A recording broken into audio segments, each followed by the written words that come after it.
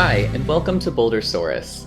Last week I was climbing on the slab, and this week we're moving to one of the most overhung walls in the gym, the barrel. In this video, I'll be talking about how to read a boulder problem before climbing on it, show you the work required to learn a coordination move, and talk about how route setters use cruxes in their problems to challenge you physically and psychologically. I have 8 cool boulders to show you today, so let's get climbing.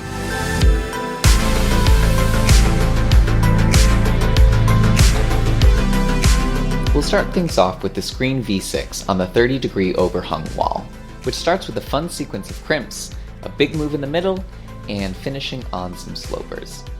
Before I show you the climb, take a moment to look at the first sequence of holds.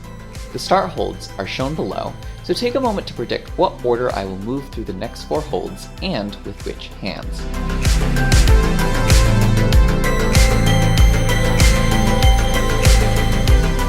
Okay, hopefully that was enough time, so let's see what I did. I first move to the right hold with my right hand, get a heel hook, and move up left. Then I cross under with the right hand to grab the undercling with my left.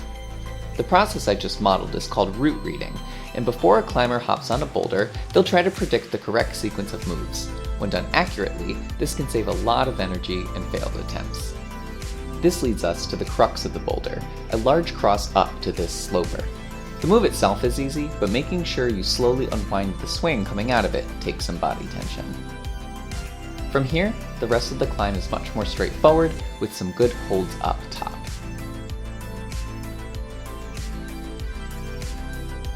This next climb is also a combination of crimps and slopers, but in contrast to the previous climb, where the slopers were the easy part, the sloper on this climb makes up the crux section.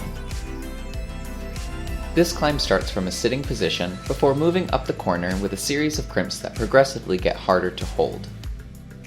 Not only do these crimps become smaller, but the direction of them also becomes a little bit harder to hold as you go up. The sloper on this climb is not quite large enough to comfortably fit both hands, so you have to navigate your hold real estate carefully. The bump to this crimp leads into the crux move over to the right, where a lot of trust must be put in that right foot. From here though, it's an easy foot switch and move to the top.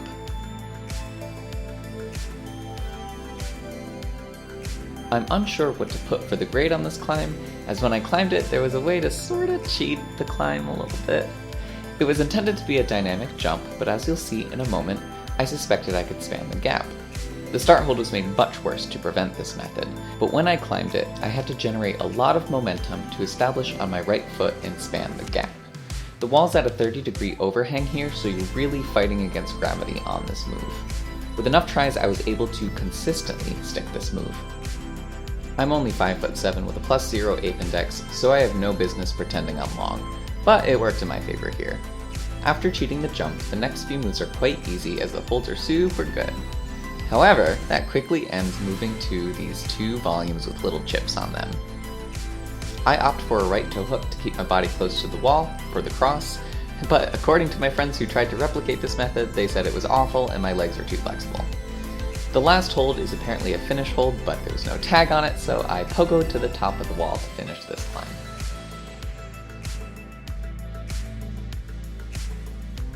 This climb wasn't particularly challenging, but I thought the large footholds and big pinches made it really fun to look at and really fun to climb.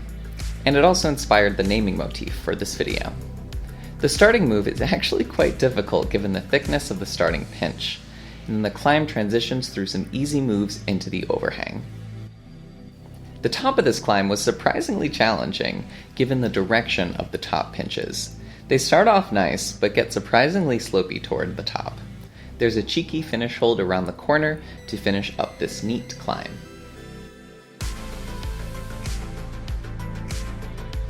When setting a boulder in a gym, there are a few approaches to setting the difficulty of a boulder.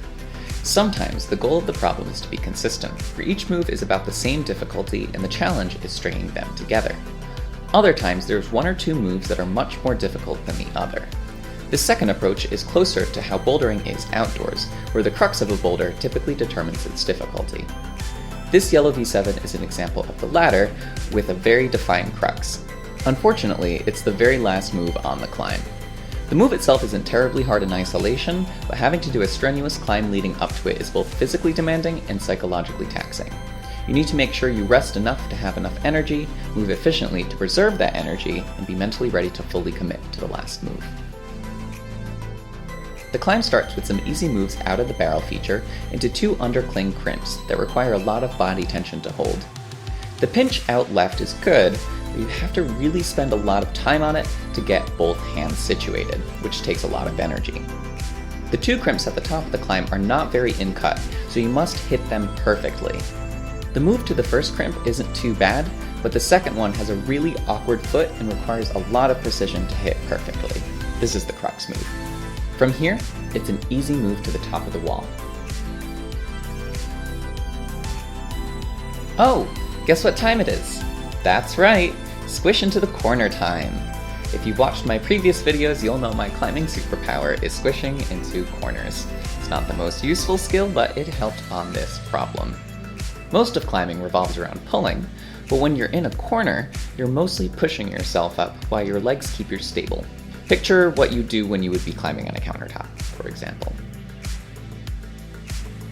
As you can see here, I'm palming down on the tops of the holds and using them to move my legs up, which will propel me further up the wall. This climb ends with a balancey traverse section into a crimpy finish hold around the corner.